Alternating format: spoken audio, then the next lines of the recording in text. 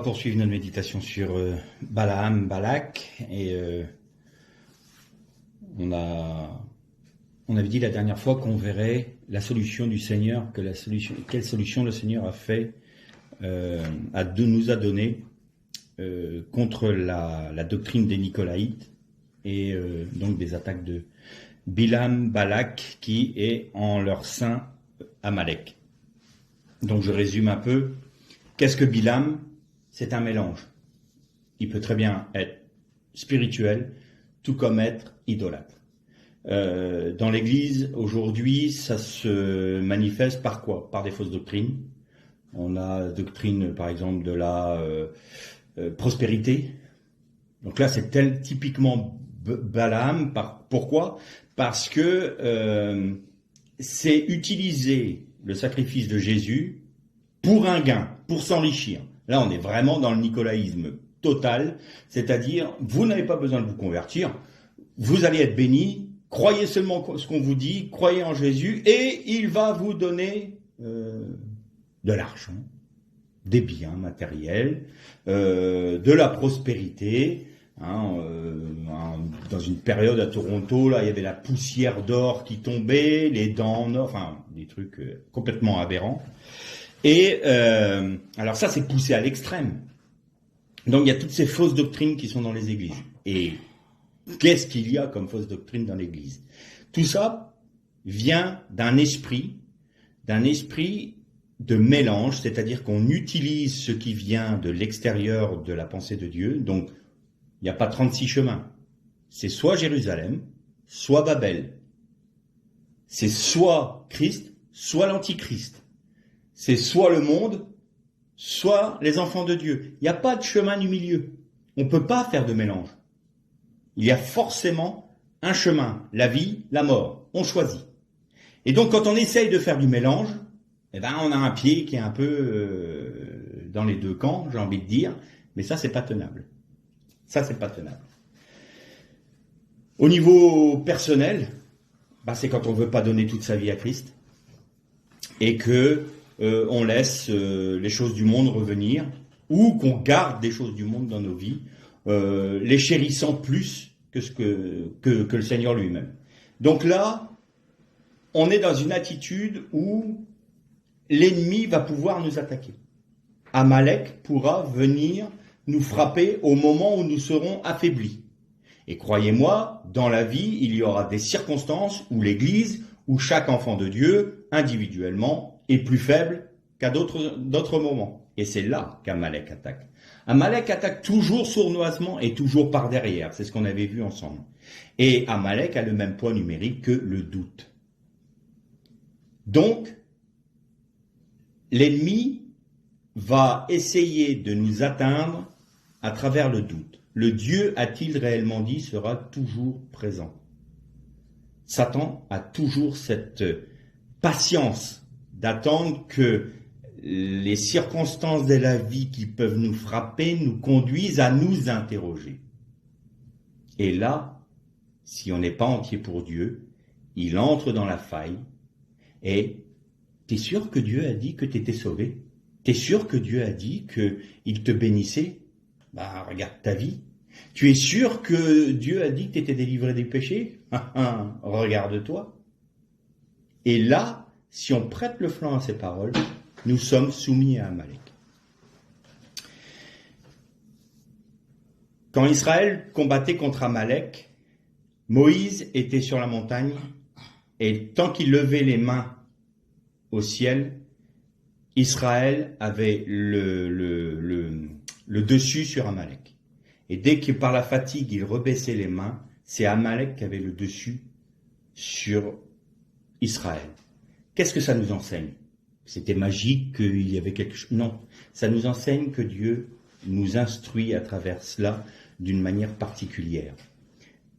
Celui qui est capable de lutter contre Amalek, c'est celui qui reste éveillé. C'est celui qui reste vigilant. C'est celui qui ne baisse pas les bras spirituellement. Et vous avez vu qu'il y avait Aaron et Hur qui ont été obligés de tenir les mains de Moïse pour l'aider.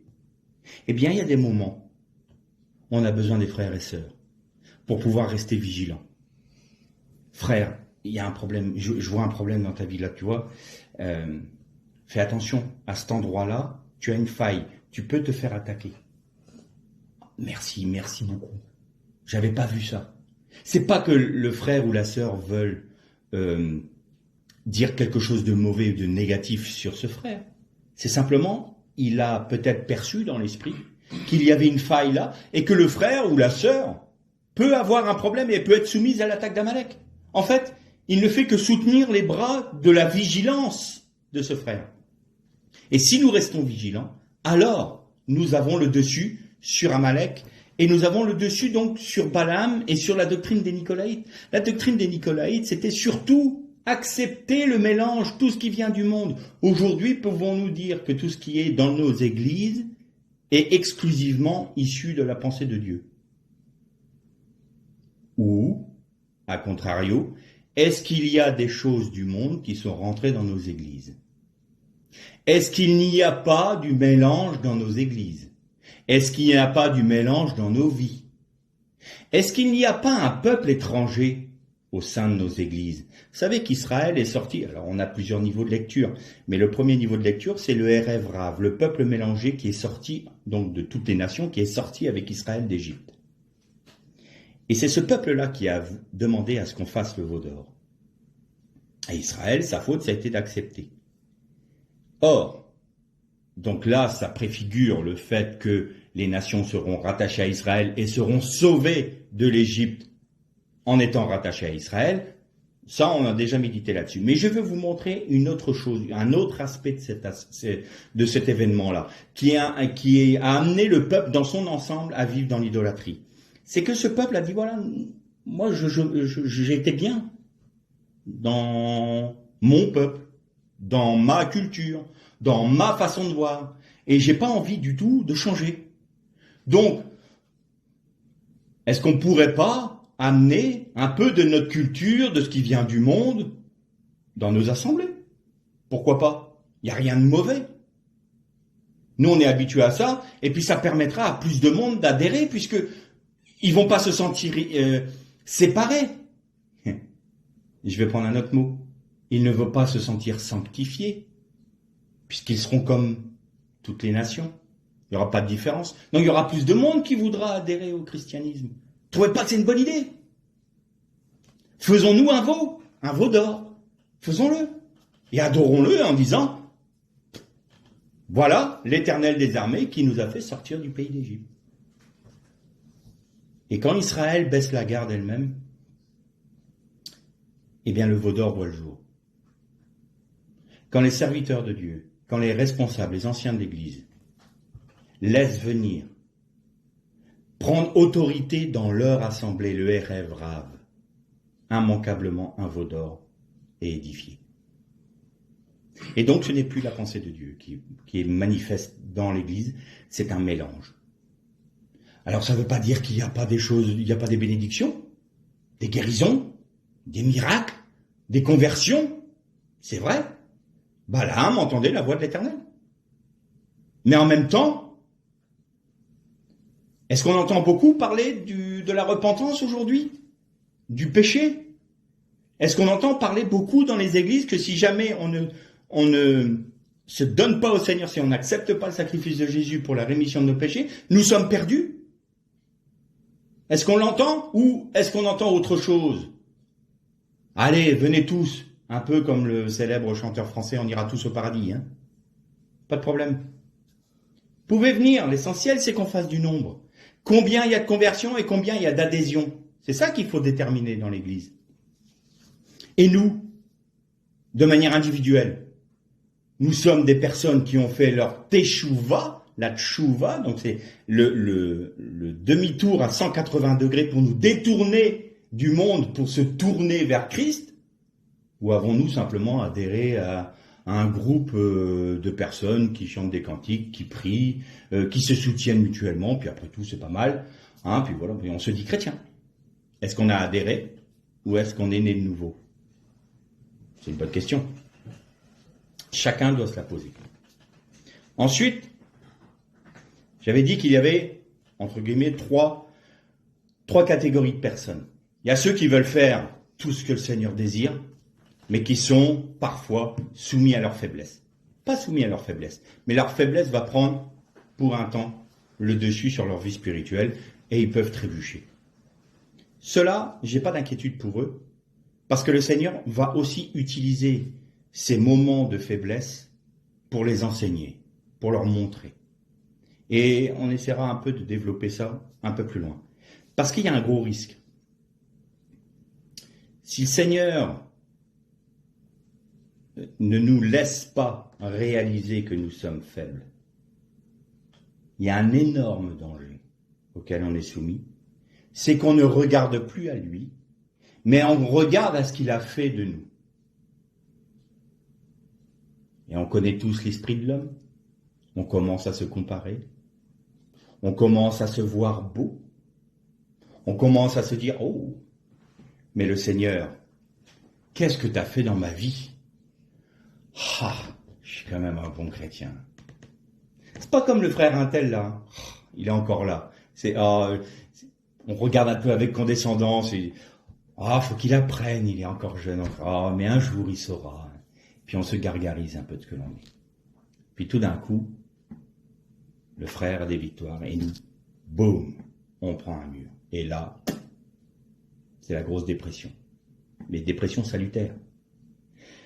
J'ai connu une sœur, je pense que c'est une sœur, oui, qui mettait sur sa famille un joug terrible. J'avais discuté avec ses enfants. Ses enfants ne croyaient pas qu'ils étaient convertis. Parce qu'ils voyaient leur faiblesse. Et leur mère disait de toute façon, vous serez convertis quand vous ne pécherez plus du tout. Il n'y aura plus de faiblesse. Le mari, pareil, il était sous le joug.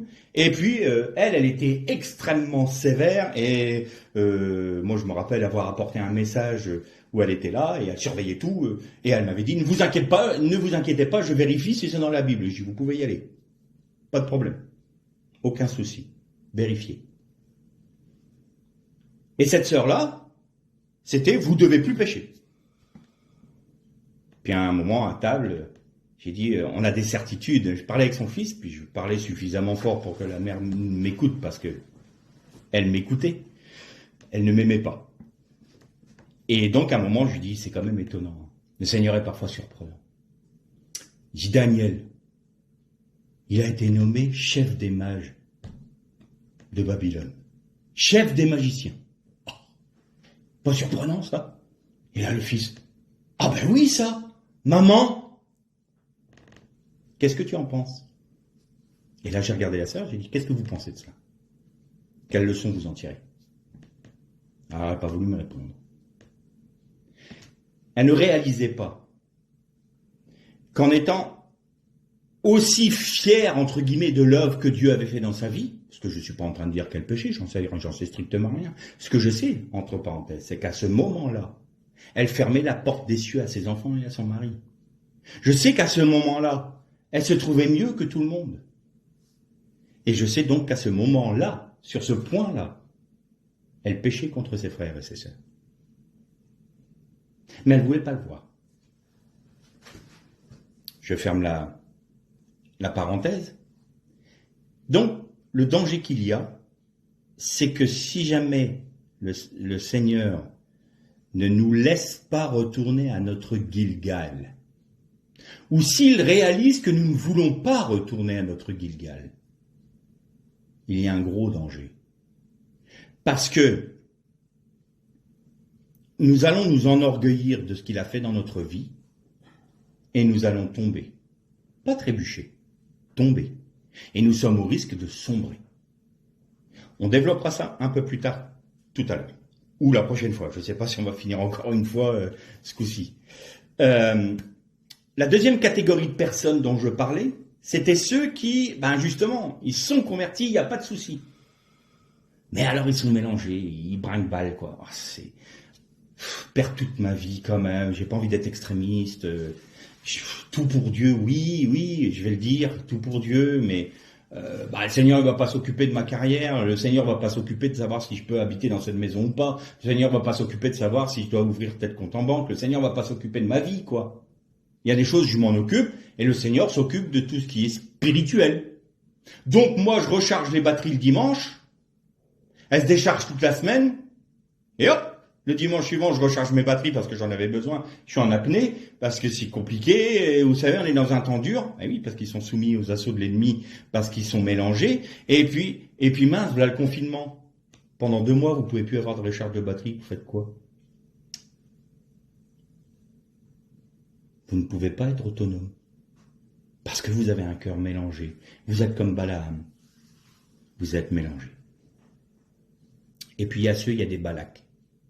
Il y a des Balaks dans les églises. Eux, ils savent très bien qui ils sont. Ils savent très bien ce qu'ils font et ils savent très bien quel but ils ont. C'est de détruire l'œuvre de Dieu au sein même de l'église. Alors il se pose 2 problèmes. Le premier, c'est pourquoi ces personnes peuvent être dans l'église. Est-ce qu'il y a le discernement suffisant? Alors peut-être qu'on est en train de me dire, dis donc, t'es pas un peu fou de nous sortir ça? Je suis désolé. L'apôtre Jean, l'apôtre Pierre, Jude, nous l'ont dit. Il s'est glissé parmi vous des hommes qui défendent la doctrine, de Balaam. Des hommes parmi vous qui sont des loups ravisseurs. Ouais, on n'est pas chez les bisounours, là. Hein. Ça existe dans les églises. À nous de discerner, à nous de demander la sagesse de Dieu pour voir qui est qui. On reconnaît l'arbre à ses fruits. Et donc ceux-là, ils savent très bien ce qu'ils font. Ça, c'est le RF Rave, mais les mauvais du RF Rave, c'est-à-dire ceux qui ont voulu faire le veau d'or. C'est eux qui incitent. Ils poussent. Il y a un pasteur, malheureusement aujourd'hui on a un système qui est comme ça, c'est le pasteur qui dirige tout. On a un pasteur qui est un peu trop fidèle pour nous. Il nous rappelle trop qu'on est pécheurs, il nous rappelle trop qu'il faut se repentir. Bon, ça, moi, ça me plaît pas. Moi, par contre, je préfère les fêtes dans l'église. Ouais, faisons la fête. On va s'amuser.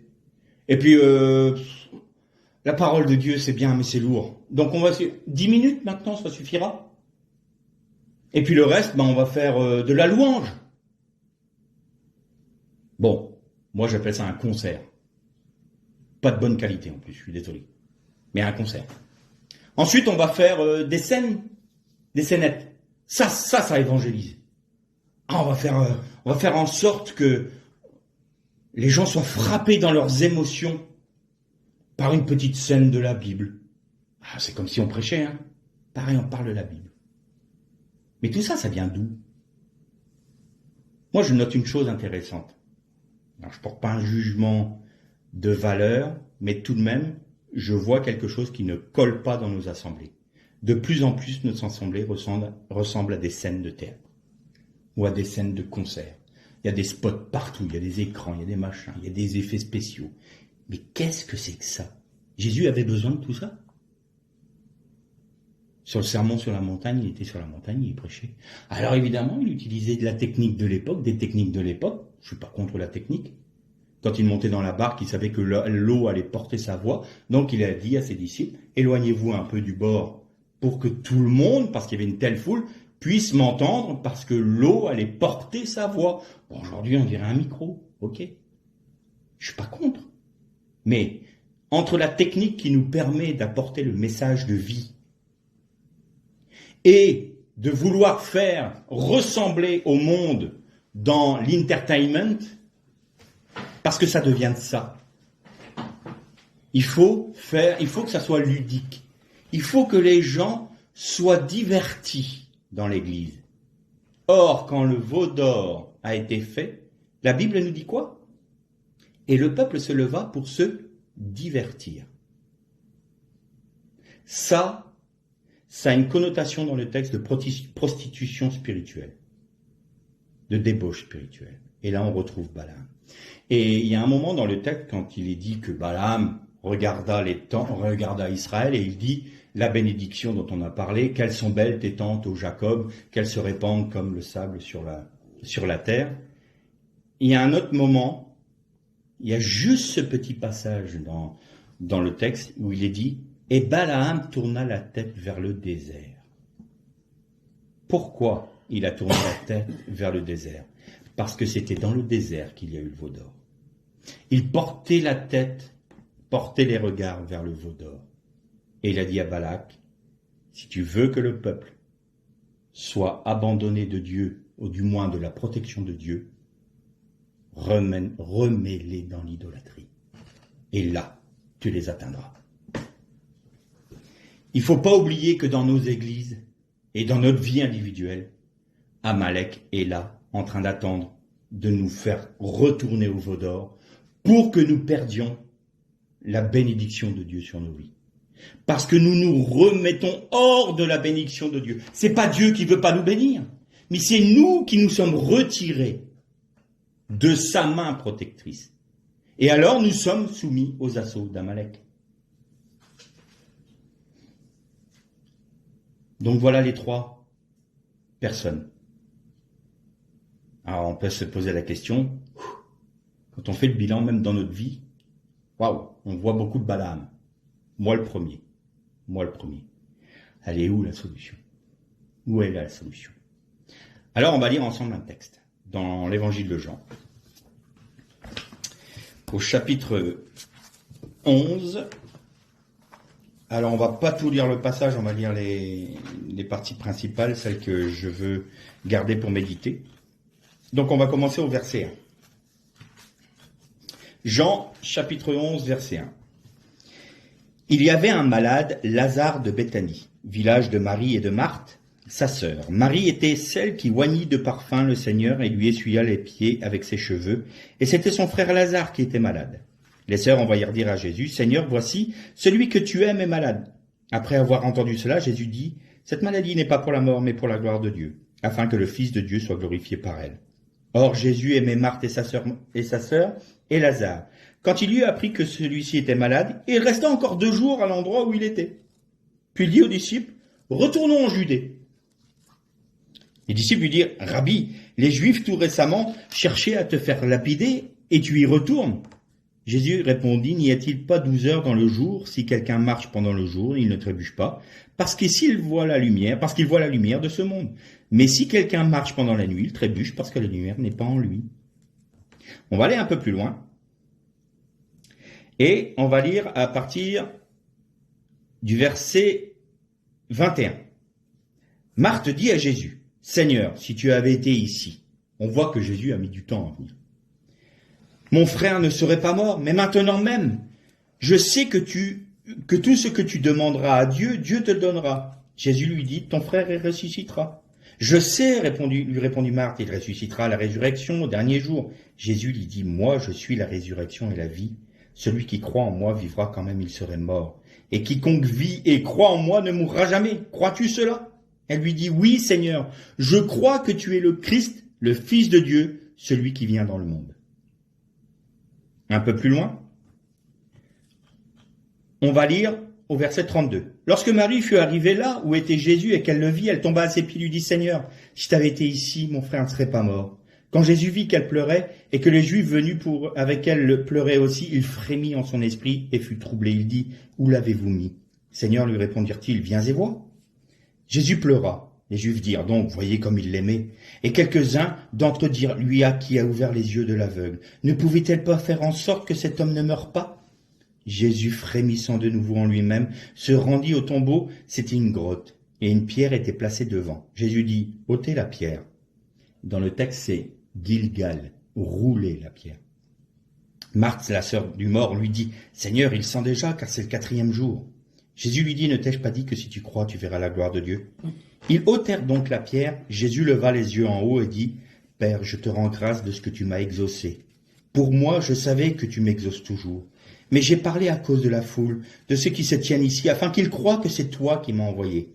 Après avoir dit cela, il cria d'une voix forte, Lazare, sors! Et le mort sortit, les pieds et les mains liés de bandelettes et le visage enveloppé d'un linge. Jésus leur dit, déliez-le et laissez-le aller. Lazare. Que de choses dans ce texte. On fait dire à Jésus, l'homme Lazare que tu aimes tant, parce qu'il aimait bien cette famille de Béthanie, il est malade. Jésus dit d'accord. Mais c'est pas pour la mort. Il est malade. Et il prend tout son temps.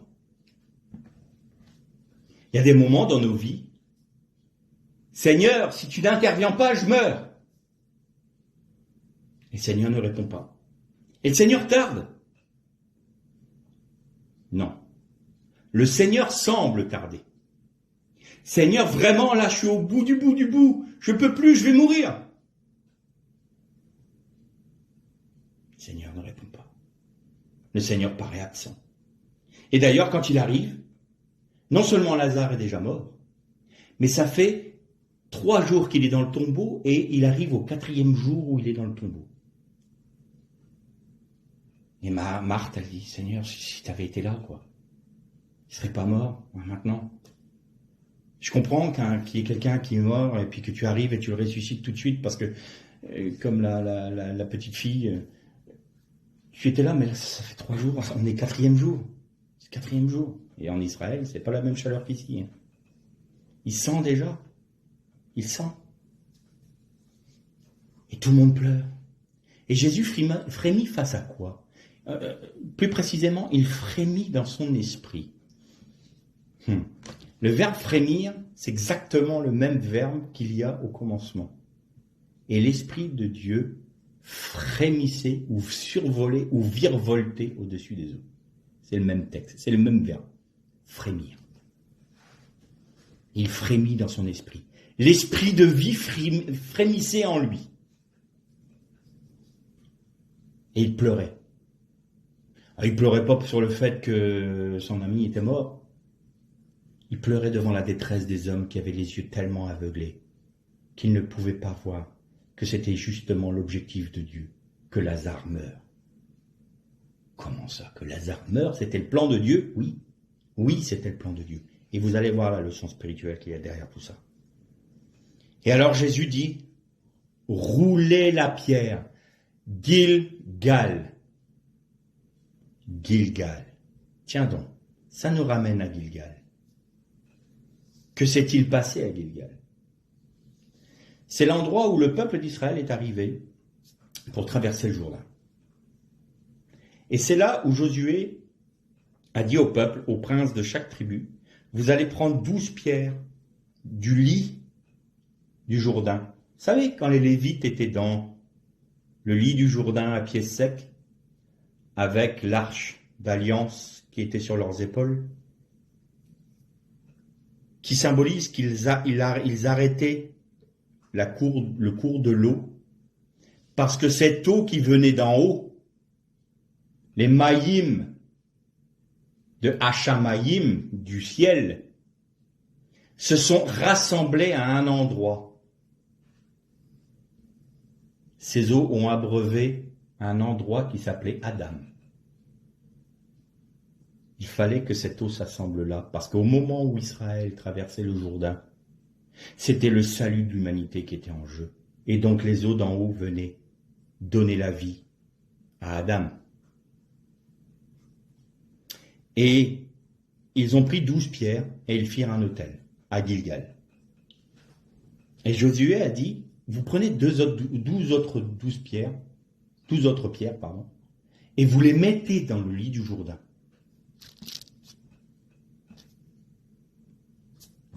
Ça veut dire quoi tout ça? Enlever des pierres, remettre des pierres? Eh bien, ça voulait dire une chose. On a arrêté le cours des eaux d'en bas. Elles ont continué leur chemin. Vous êtes sortis des eaux d'en bas. Et maintenant, je vais vous replacer aussi dans le lit du Jourdain parce que ce sont les eaux d'en haut qui vont venir vous recouvrir.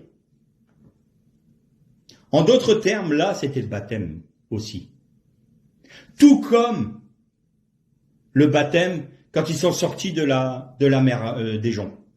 Mais on va reparler un peu plus loin du baptême. Et donc, à Gilgal, ils ont fait ce monument qui leur rappelait qu'ils étaient sauvés non seulement du monde, ça, c'était la mer des joncs, mais ils étaient sauvés d'eux-mêmes. en traversant le Jourdain, parce qu'on rentrait dans la promesse. Et il fallait se souvenir de cela. Et à chaque fois qu'il devait conquérir une ville, il devait revenir à Gilgal, rouler la pierre. Qu'est-ce qu'on voit à Gilgal? À Gilgal, on voit notre mort. À Gilgal, on roule la pierre du tombeau. Ah, c'est pas beau ce qu'on voit. C'est pas beau ce qu'on voit. On voit notre chair. On voit l'odeur putride de notre chair. On voit ce que notre chair est réellement. Et on voit en face, on regarde en face, on roule la pierre sur notre état. Nous sommes intrinsèquement mauvais. Et nous sentons la mort. Et c'est pour ça mais il sent déjà, on roule pas la pierre, on veut pas voir ça, nous. Repentez-vous, vous êtes morts. Mais on veut pas entendre parler de repentance. On n'en a pas envie de Gilgal. Ce qu'on veut, c'est les bénédictions. Ressuscite-le si tu veux, mais surtout, je ne veux pas voir ça. Je ne veux pas voir dans quel état je suis réellement. Je ne veux pas me voir tel que tu me vois, Seigneur. Je refuse de voir que je suis faible. Je refuse de voir que je suis pécheur. Je refuse de... Alors tu ne pourras pas ressusciter. Parce que tu ne veux pas enrouler la pierre. Tu ne veux pas voir en face. Vous avez remarqué qu'il n'a pas roulé la pierre lui-même. Rouler la pierre. Il donne l'ordre aux hommes. Faites-le.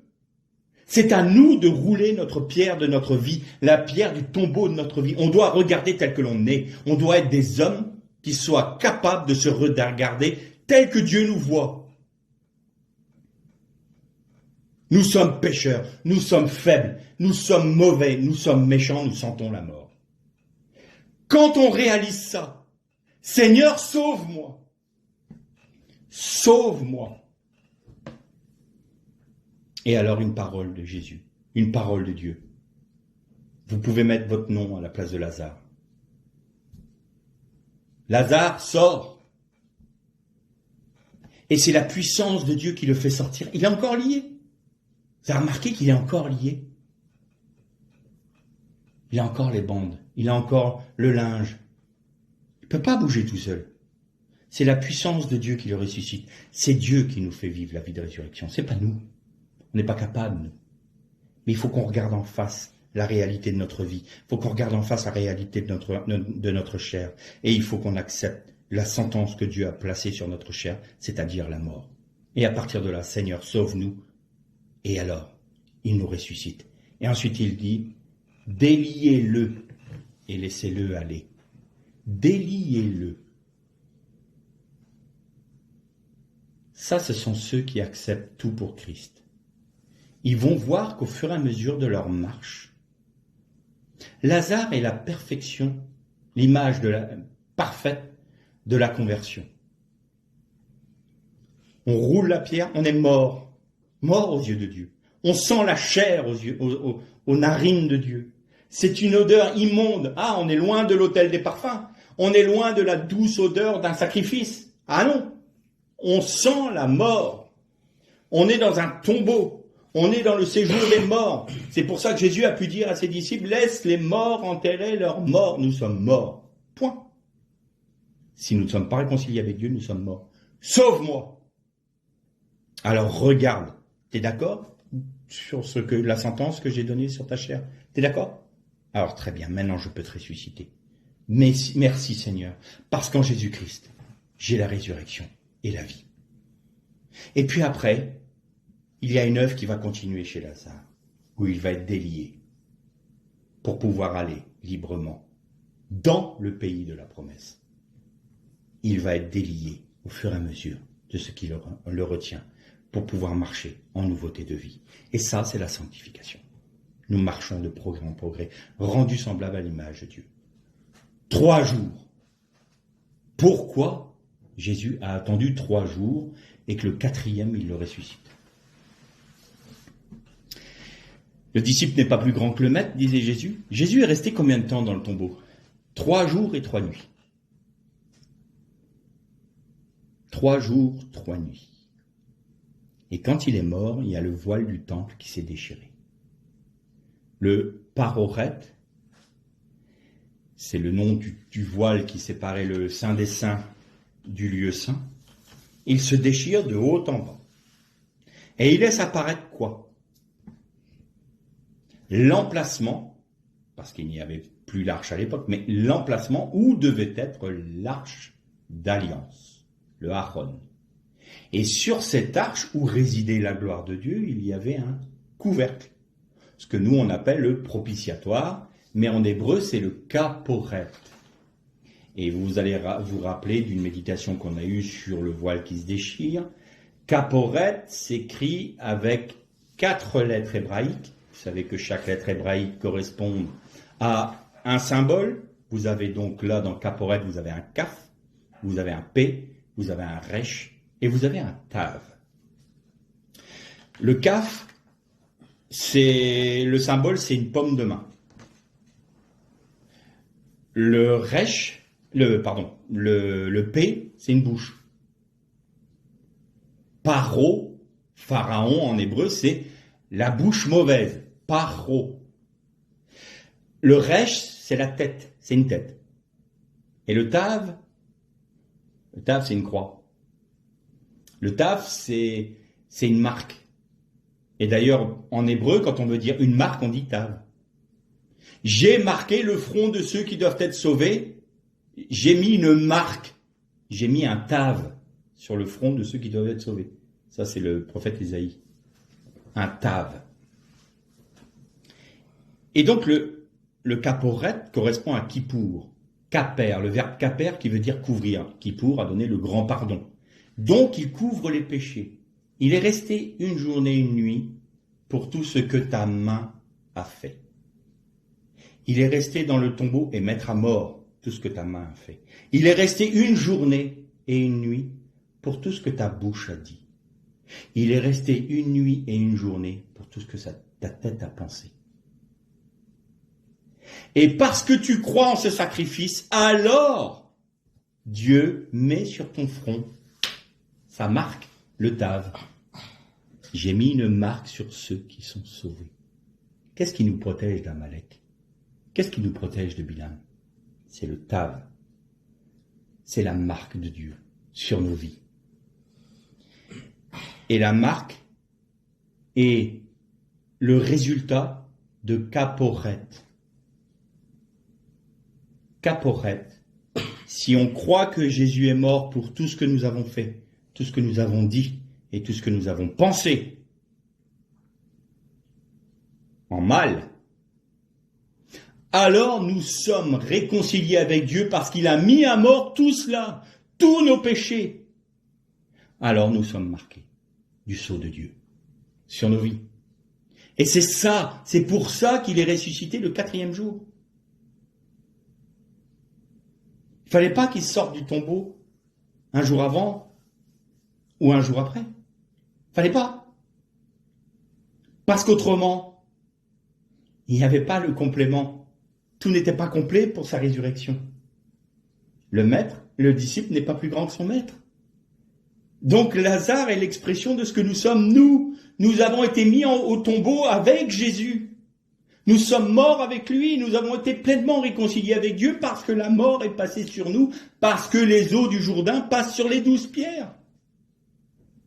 Nous acceptons la marque de Dieu. Et pour cela, il faut qu'on ait d'abord vu le tombeau ouvert. Il faut qu'on ait roulé la pierre les 12 pierres qui étaient visibles à Gilgal, étaient l'expression des 12 pierres qui étaient cachées.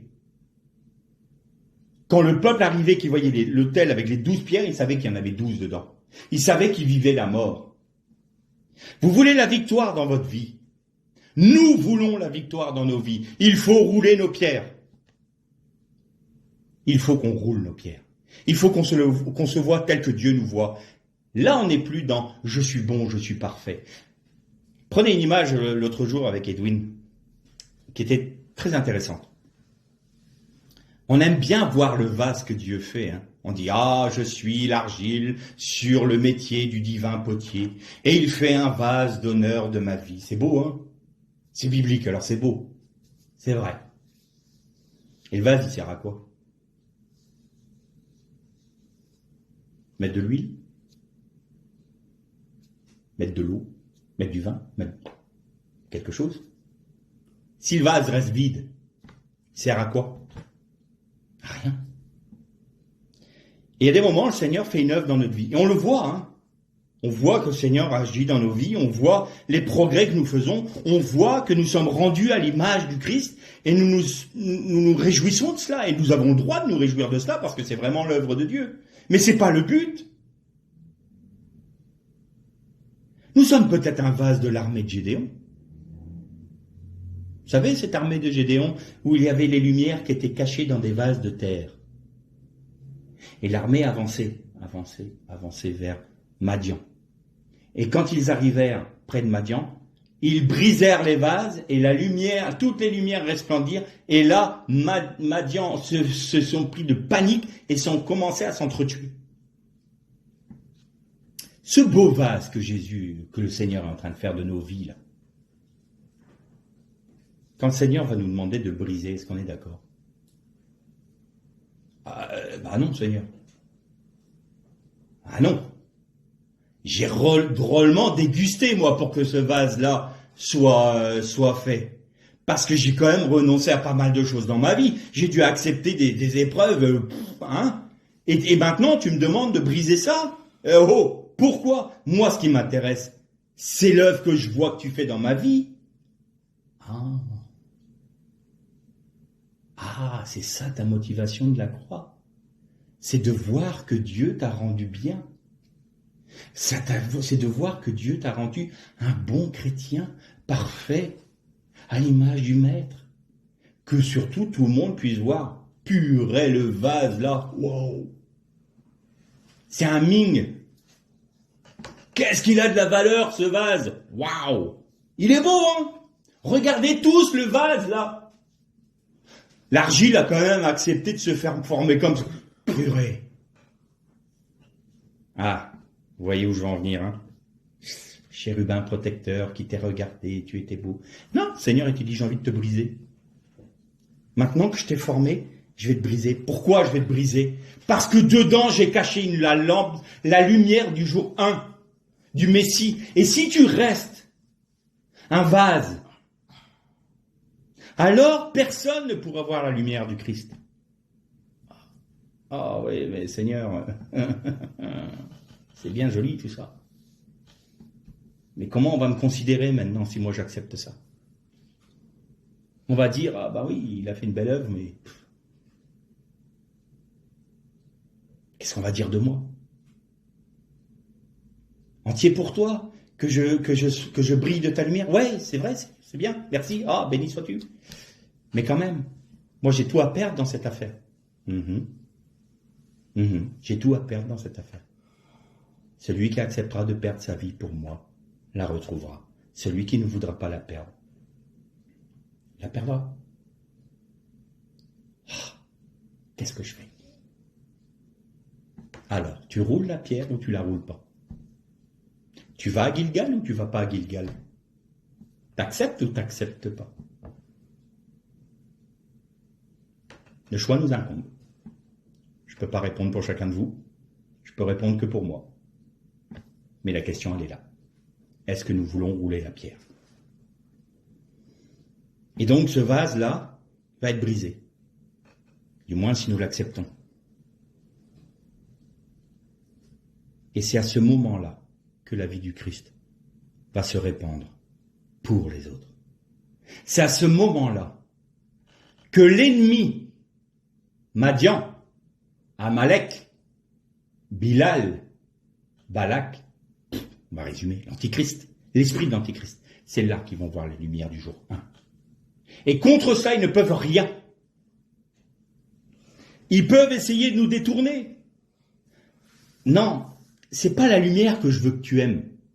C'est le vase. N'aime pas Dieu pour ce qu'il est. Aime-le pour ce qu'il te fait. Aime-le pour ce qu'il te donne. Hein? Quand même. Bénéfice, quoi. C'est quand même intéressant. C'est mieux, hein? L'aimer pour ce qu'il est. On connaît même pas bien. Tu vas l'aimer pour ce qu'il est? Oui, j'ai envie de l'aimer pour ce qu'il est. J'ai envie de découvrir qui il est. Je veux Je fais une parenthèse. J'ai toujours aimé le ministère du ricin. Ça m'a toujours frappé, ce ministère du ricin. Vous savez qu'est-ce que c'est le ministre du ricin? C'est Jonas. Jonas qui râle. Qui râle parce que Dieu veut pardonner à Ninive et il a peur de se faire passer pour un faux prophète. Mais non, parce qu'un prophète, c'est quoi? C'est celui qui va annoncer sous condition les jugements de Dieu. Si Ninive ne se repent pas, alors, sous-entendu, mais si Ninive se repent, Dieu suspend son jugement. Si ce que dit le prophète ne s'accomplit pas, c'est un faux prophète. Je vais me faire passer pour un faux prophète, moi. Non, j'ai envie de briser le vase. Non. Non. Ah non. Non. Je veux pas, moi. Bon. Puis je suis fatigué, je suis là en train de traîner dans le désert depuis je sais pas combien de temps, et toi tu me fais passer pour un clown, et j'ai chaud. Attends, je vais te bénir. Et il y a un ricin qui pousse dans la nuit. Et Jonas se réveille. Oh, l'ombre du ricin. Ah, merci Seigneur, t'as enfin entendu ma prière. Punaise. Qu'est-ce que... j'ai quand même raison de râler, t'avoueras. Casser un si beau vase. C'est pas sérieux, Seigneur. Et hop, il y a un ver qui arrive et qui mange la racine. Et le ricin, il meurt. Et là, Jonas, ça repart en vrille. Le ricin, le ministère du ricin.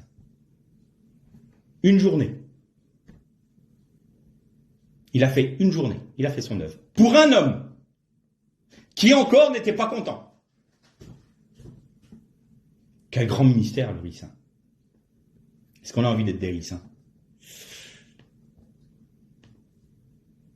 Ouais, mais alors là, si c'est que pour un homme, que personne ne peut voir, qu'on va pas voir la beauté du vase, qui va être caché dans un endroit sombre, où personne... Franchement, oui, mais c'est utile pour mon œuvre. Ouais, mais Seigneur... Je sais pas, moi... alors le ricin, je comprends, hein. Peut-être pour les frères et sœurs qui sont... pour les autres. Moi, le ministère de Billy Graham, ça me va, hein. Moi, le ministère de... Sadhu Sudarsin, ça me va aussi. Hein? T'en penses quoi? Deal? Pas deal? Non. Moi, j'ai envie que tu sois un ricin. Oh, c'est même pas marrant. Alors non, j'ai pas tellement envie que tu casses le vase. Très bien.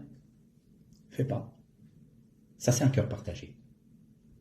Qui préfère ce que Dieu lui donne que Dieu lui-même. C'est là notre danger. C'est là les Nicolaïtes. Non, on ne veut pas la perdre, notre vie. Même dans l'œuvre de Dieu, et encore moins dans l'œuvre de Dieu. Parce que si on a tout perdu dans le monde, et qu'encore en plus, il faut perdre tout dans le monde religieux, ah non! Le prix est trop lourd à payer.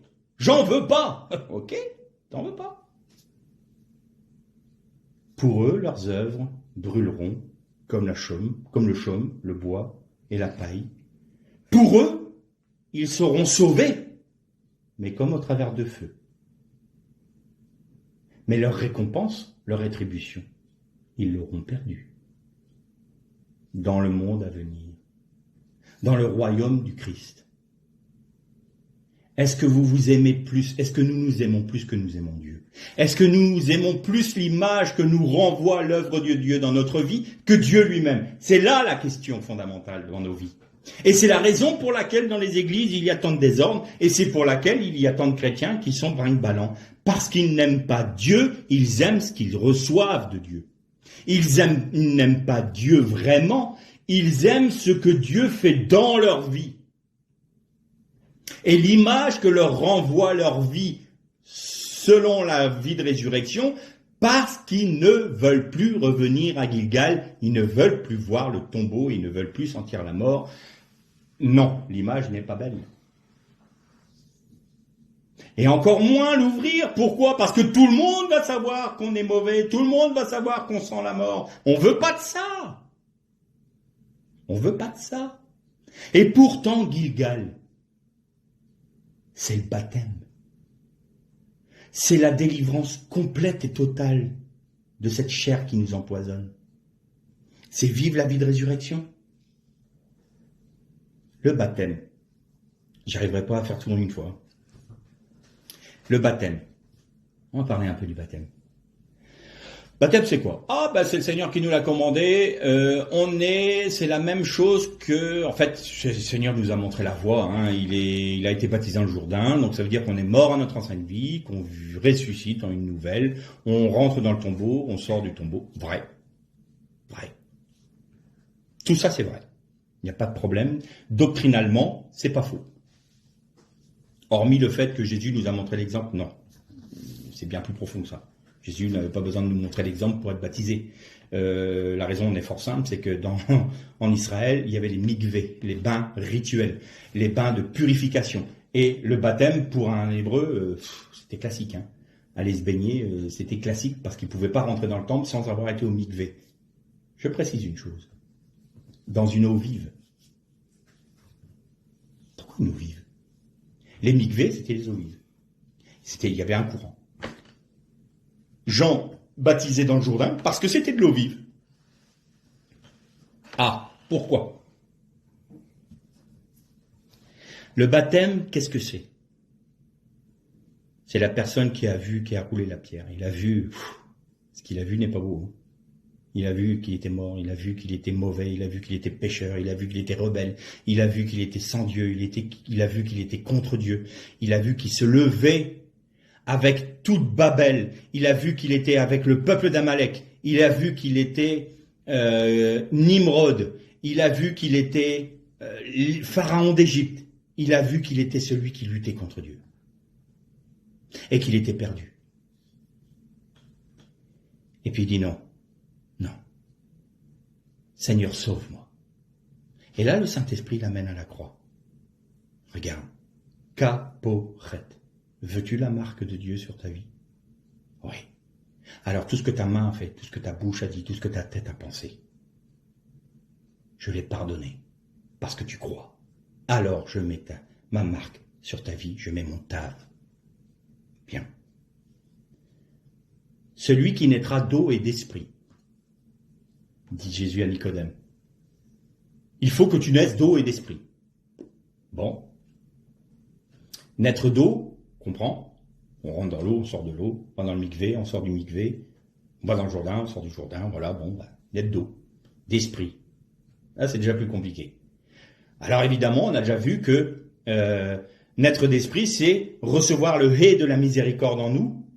Et nous devons aller vers le hé de la Gévoura, en allant à Gethsémane, en acceptant d'être broyés, pressés dans le... Ça, on a tout vu ensemble. Mais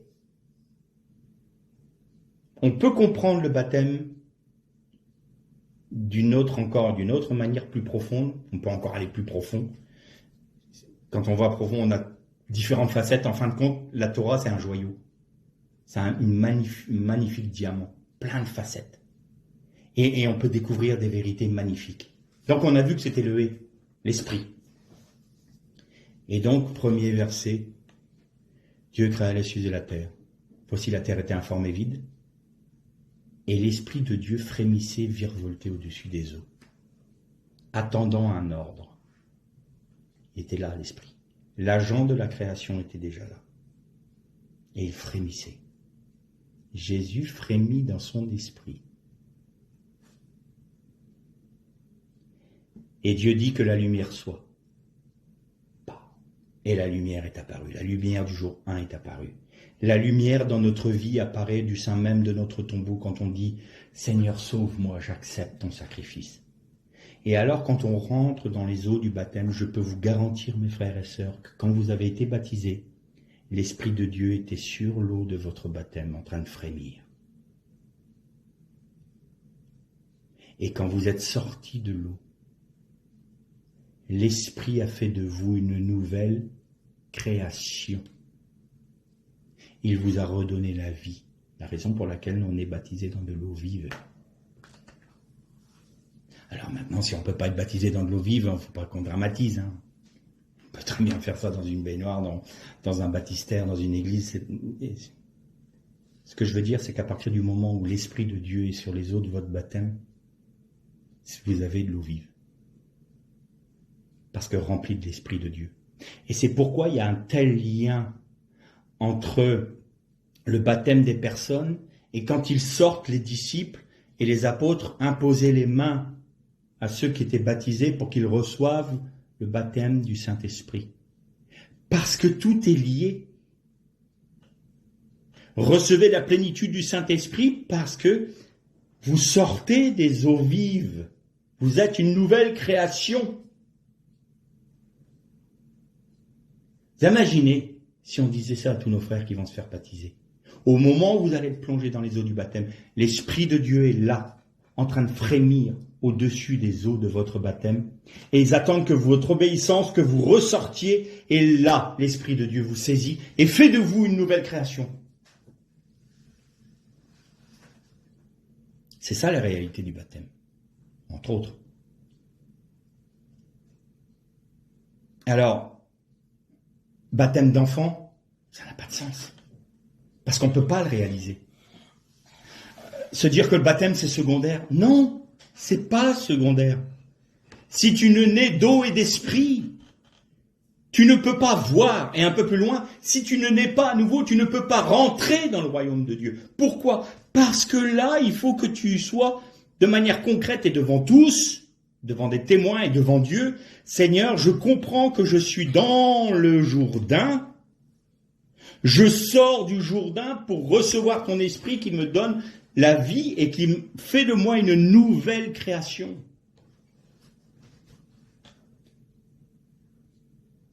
Quand le peuple d'Israël est sorti d'Égypte, qu'est-ce que Dieu a fait déjà sur la mer des gens ? Il fit souffler un vent impétueux. Rouar. C'est le même mot que... Et le rouar, la rouar de Dieu frémissait au-dessus des eaux. Rouar. Quand le peuple d'Israël est sorti d'Égypte, la rouar de Dieu était là pour donner la vie à ce peuple qui était asservi et qui sortait de son tombeau qui était l'Égypte. En tant que peuple. Lazare, c'est en tant qu'individu. Donc, nous sommes sortis de notre Égypte en tant qu'Église, en tant que corps du Christ. Alors pourquoi est-ce qu'on retourne à ce que l'Égypte nous donne ? Pourquoi on retourne à l'idolâtrie qui existait en Égypte ? Pourquoi on réutilise les techniques de l'Égypte ? Nous sommes sortis et nous sommes une nouvelle création. Nous n'avons rien à faire avec ce que l'Égypte a à nous proposer. Rien. Et ça commence par l'individu. J'accepte de voir la mort telle qu'elle est. J'accepte de me voir tel que je suis en dehors de Dieu. Et j'accepte de reconnaître ma faiblesse. Et prochaine fois, on va aller plus loin sur les vases. En parlant du combat de Jacob, en parlant en parlant des vainqueurs. Parce qu'on peut être sauvé, mélangé. On perdra notre récompense, mais on sera sauvé. Mais on peut être des Pinchas. Pinchas, quand il a mis à mort ce prince de la tribu de Chiméon et cette princesse madianite, Moabite, pardon, pas madianite,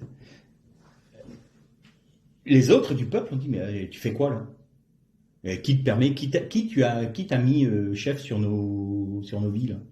Oh, tu te prends pour qui là, bonhomme ?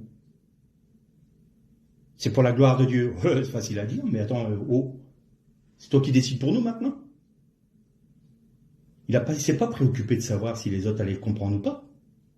Il était préoccupé par une seule chose, la gloire de Dieu. Tout comme Moïse, la gloire de Dieu.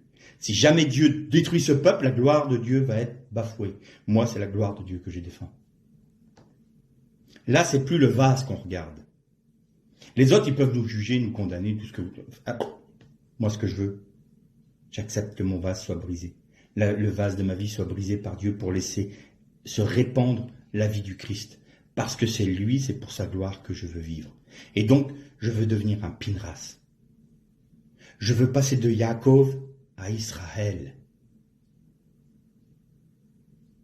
Je veux m'appuyer sur le maté, le bâton, de la émettre la vérité. On va revoir tout ça la semaine prochaine. Alors pour terminer sur ce point aujourd'hui, je dirais ce qui va nous délivrer de comment ? D'Amalek,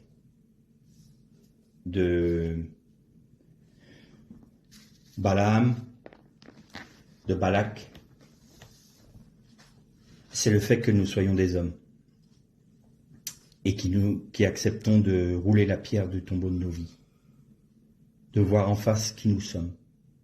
Même si nous sommes convertis, même depuis plusieurs années, nous pouvons voir aussi ce qui ne va pas dans nos vies, parce qu'il y a toujours des choses qui ne vont pas dans nos vies. Seigneur, sonde mon cœur et révèle-moi ce qui n'est pas selon ton cœur. Sonde-moi, ô Éternel, et révèle-moi ce qui n'est pas selon ton cœur.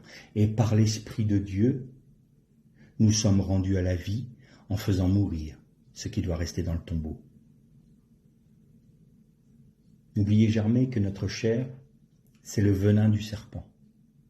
Le serpent, c'est celui qui est resté sur la croix, pas le Fils de l'homme. Alors nous pouvons vivre de la vie du Fils de l'homme, de la vie du Fils de Dieu, de la vie du Mashiach, où nous pouvons garder le venin en nous. Et il y aura un esprit de mélange en nous. Et nous serons soumis aux attaques de l'Antichrist, parce que l'esprit de l'Antichrist, c'est l'esprit du serpent. Mais si nous sommes entiers pour Dieu lui-même, pour ce qu'il est, et non pour ce qu'il nous donne ou ce qu'il fait de nous, alors nous ne sommes même pas sauvés seulement, nous sommes des vainqueurs. L'Ech les Shalom. Le Seigneur vous bénisse.